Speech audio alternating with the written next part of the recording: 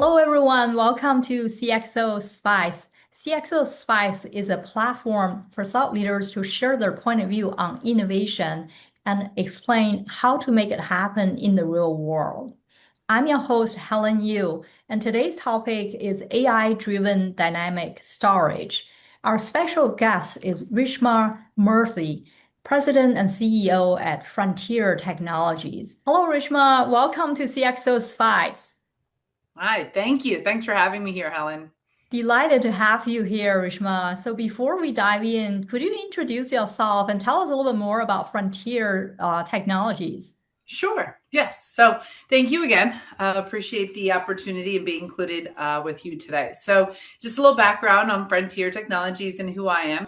Reshma Moorthy, President and CEO of Frontier Technologies. We're located in Wilmington, Delaware, and we're in technology and consulting, we are a technology consulting and solutions company where we're helping our organizations modernize their infrastructure, strengthen their cybersecurity, and prepare for what comes next. We work in the commercial sector and also in the federal markets, and we're partnering with organizations and our clients to help them simplify their complex technology environments while they're building secure, resilient foundations for the future. And you're going to hear me say a lot today, Helen, a lot about security and resiliency. That's going to be our common theme as we talk a little bit more about our clients.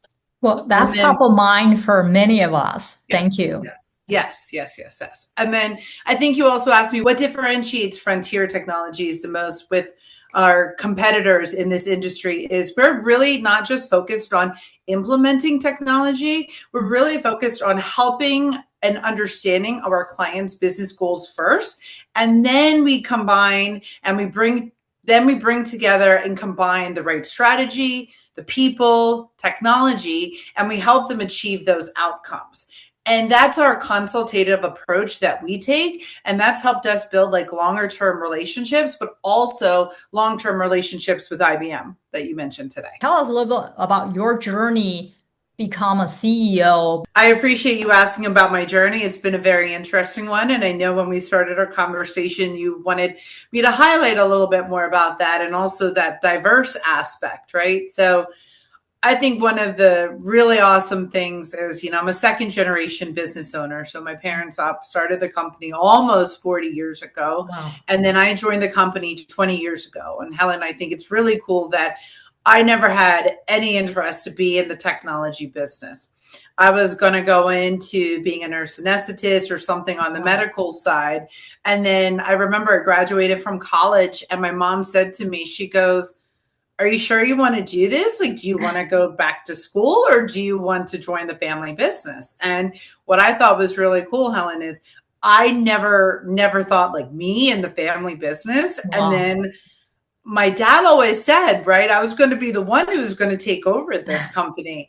And I went, all right, well, let me give it a shot, right? School's always there. We can always learn. So take advantage of it. So I did. It's amazing. And so my journey to become a CEO has been very interesting, right? Because when I started at the company, had no clue. People were just talking to me, oh, she's just the boss's daughter. She's just there. And then people were just saying these really big words to me, right? About like accounting or finance or technology terms.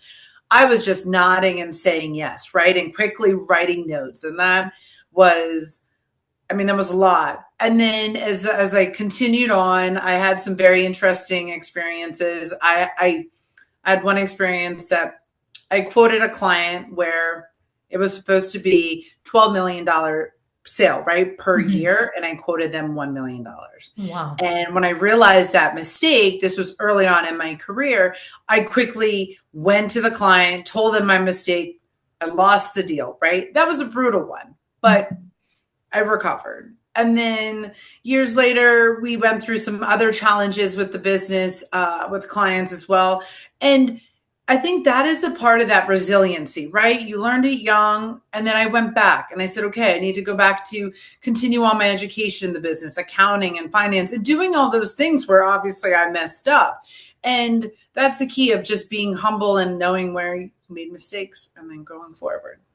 That's such an inspiring story. What made FTI decide to partner with IBM, and what role does Flash System play in helping your clients address those infrastructure needs? Right. So part of our reason of why we decided to partner with IBM, our partnership with IBM has gone for 15 plus years, right? So it's important. We have long-term infrastructure partnerships with them, with IBM. And what benefits it and our partnership with them is we want to always look at balancing performance, security. Here comes my favorite word again, resilience and cost. And what I've seen with IBM is that they have consistently invested in solving those enterprise challenges rather than simply keeping pace with the market. And I think that's what keeps IBM different and helps us with our partnership and supporting our clients. And then you also asked about Flash System. And I think Flash System in this case is a great example of that philosophy because where clients and organizations are dealing with unprecedented data growth, right? So how do they handle that? There's cyber threats. What increasing pressure, and they're increasing pressure to handle that. But then also when we're looking at their budgets, their existing budgets. So how do they fit all those needs in that? And I like with Flash Systems, it gives our clients an infrastructure platform that is not only high performing, but again, also resilient and designed to help them recover quickly when something unexpected happens. And that's how we partner with clients rather than simply selling them storage. Mm. That infrastructure conversation always comes back to who is for, Reshma. So Yes. what type of organization tend to benefit most from Flash System, and what challenges are they trying to solve? The organizations, in my opinion, that are going to benefit from this, they are at a unique inflection point. Maybe their infrastructure currently is too complex, or ransomware has become a board level concern, or they simply can't manage that infrastructure that's growing so fast, right? That rapid data growth along with aging storage platforms. And we've seen this amongst very highly regulated industries. So you're looking at healthcare and financial services, manufacturing, and the government. And the common denominator, Helen, is it's not the industry itself, it's organizations, again, looking for greater resilience, operational efficiency, and confidence that their infrastructure can support their future growth. I share your observation there. Solving infrastructure challenges is one thing, but today storage can't be separated from security, as you said, right? Flash System talks up catching ransomware in under a minute. That caught my attention. So how does that play into cybersecurity work you already do for clients? Yeah, thank you. So cybersecurity today is no longer just about prevention. You're also looking at resilience. And I know I've said that a lot already, but that's a common word. And we help our clients not only strengthen your security posture, but how do we do that? We help them achieve that through assessments, architecture, governance, zero trust strategies. But we also help the organizations be prepared, not for the attack to occur. So you're always going to be prepared for that. You're not going to think about what if it happens to me. It's going to be when it happens to us. And with Flash Systems ransomware, they have detection capabilities already in the technology in itself. And that becomes another important layer in your defense because it helps you identify that suspicious activity before it can completely reduce the impact on the business, whether it disrupts your business. And then it also will help you accelerate the recovery. And this is what complements that cybersecurity approach rather than replacing it. You touched on quite a few important points, Reshma, security, resilience, and cost, right? And then IBM shared that Flash System can reduce storage lifecycle costs by up to 40%. Give us an example of how these efficiencies translate into business value for your client, please. Right. Yes. So one of the biggest conversations that we're having with clients now is that infrastructure decisions are no longer being evaluated on price. They are going to be evaluated on your business value over time. So when organizations reduce your storage management complexity, you go ahead and you're improving performance while you're reducing your power consumption. You're avoiding costly downtimes. And those efficiencies are going to extend well beyond your IT department.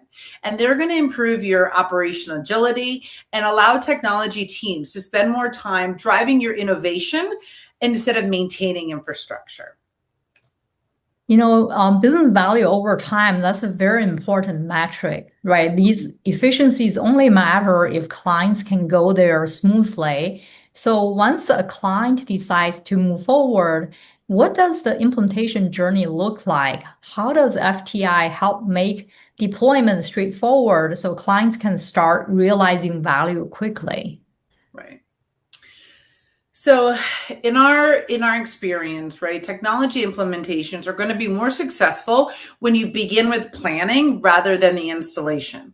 So we're going to take our time understanding our clients' environments, their workloads, their business priorities, and their future growth plans, right? Before we even discuss their deployment. And then once the solution is designed, our team works closely with IBM and the client, right, to ensure implementation is structured and well documented and aligned with their business objectives. Because our goal is not simply to install the technology, we're trying to help our clients realize the value quickly while minimizing their disruption in their technology environments. Well, that deep understanding of customer requirements is so critical for the long-term success there. So, really, as a diverse supplier, how does that identity, beyond the technology and process, as you said, there's also what makes FTI itself stand out in the market. As a diverse supplier, how does that identity plus IBM relationship help you stand out? So being a diverse supplier certainly opens doors for you, but that's not what's keeping the doors open. So what differentiates us, yes, we're a diverse supplier, but we have that combination at Frontier. We have the combination of agility, executive accessibility, and our commitment to build these trusted relationships with our clients, right? So IBM has been an outstanding partner because they recognize that innovation comes from organizations of all different sizes, diverse, small, big. And together, working with IBM, we've been able to build enterprise class solutions, right? With the responsiveness and the personal engagement for the clients that a smaller business can bring value. So that's where I think it's been helping us, right? Being a smaller, diverse company in this case and partnering with IBM. Yeah, with that differentiation in place, Reshma, it's worth looking at where this partnership goes from here, right? Looking ahead, where do you see the biggest growth opportunities in your IBM practice beyond the Flash system? Are solutions like watsonx Orchestrate becoming a strategic focus for your business? And there's a couple different ways I could answer this. The first way I want to answer it is that we absolutely see continued growth within FlashSystems.ai, watsonx Orchestrate, for example. And one thing that I think IBM has really maintained throughout their existence has been that they're willing and able to meet the client at every step of where they are within their AI journey. So when we're looking at, like I said, watsonx Orchestrate or FlashSystems.ai, you're going to see that solution offering to the clients.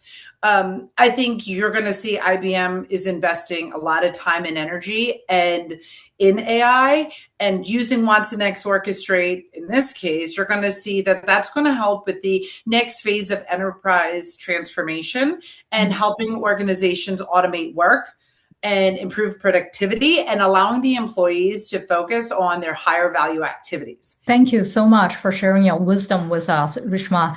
Let's bring it back to what matters most for leaders listening today. Infrastructure modernization needs a trusted partner. FTI's partnership with IBM, anchored by FlashSystem, helps clients address today's most pressing infrastructure needs. Thanks everyone for tuning in. stay hungry, stay bold, and stay grateful.